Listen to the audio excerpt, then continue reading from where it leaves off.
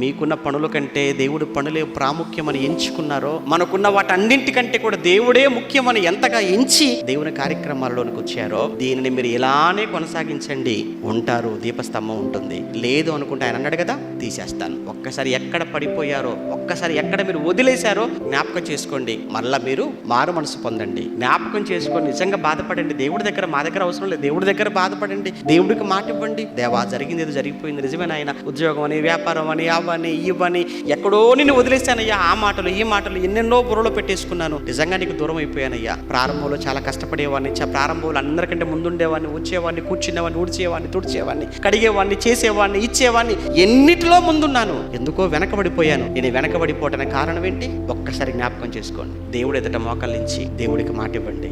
మీరు మారు మనసు పొందుకొని మరలా క్రియలు చేయటానికి వస్తే ఉంటారు. మీరు దేవుడి ప్రభావం ఉంటుందని అర్థం. లేకపోతే ఏమన్నాడు? తీసేస్తా.